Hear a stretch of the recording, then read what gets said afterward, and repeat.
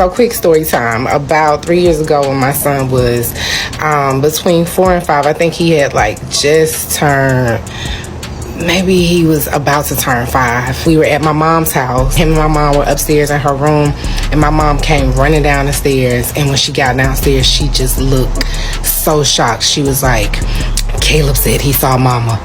And I was like, okay. And she was so flustered. My son was 1 year old when my grandmother passed. My grandmother transitioned 2 days before my birthday. My son was 1 year old. There are no pictures of her at my house except for on my altar, which sits up really high. There's no way he could see her picture. It's a real tiny picture, and she did not look the same.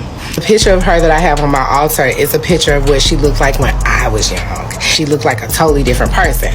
It doesn't look like what she looked like when she transitioned. So I may have shown him like 1 or 2 photos of her, but not really, because I hadn't taught him the concept of like death and the afterlife yet. And so that was just not a conversation that we had about her, because she wasn't around anymore, right? So he came downstairs, and because he's very intuitive, he knew whatever he said made my mother uncomfortable. And so what I wanted to do was to make sure that I didn't stifle his voice and his truth because of my mother's response.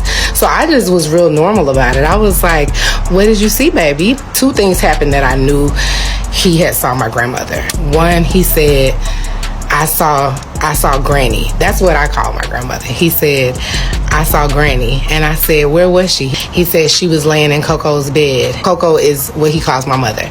And I said, what was she doing? He said, just laying down. And he said she was laying like this.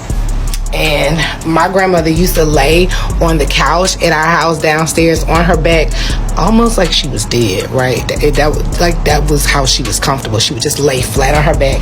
It was always very spooky, because sometimes she would get real quiet and me and my mom would be like, you know, because she was old, we would be like, we was like freaked out about like, she better die in the house, right? And so I was trying to see if it scared him, but he was so calm, like so matter of fact, like he clearly saw her.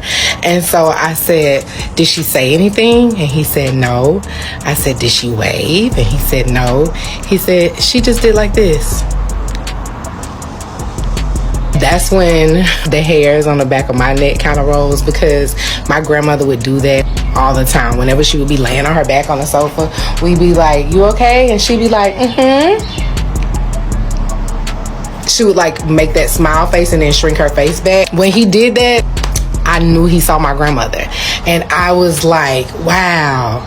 And my mother was so scared. And I remember being like, don't let him see you scared. I remember I found so much comfort in that. I was trying to like explain that to my mother. I was like, she's here. Like, she's so close to you. Like, you don't have mom. And what I realized, like, my mom missed my grandma so much. And my mother didn't even understand that that connection was still that close. I say all that to say, for so many of us, the things we fear are the things that we should find comfort in. We should find peace in. We should find solace in. And a lot of it, these are things we know, like inherently, but we've denied the truth of them. And so let this just be a reminder to you that when those babies tell you that they saw a loved one who is no longer present here in this physical earthly realm, know that your loved ones are always amongst you. They are always around. And if you desire their presence, even if you don't say it out loud with your words, if you desire it in your heart, all you have to do is call, speak, and believe, and they will show up and remind you that they are close.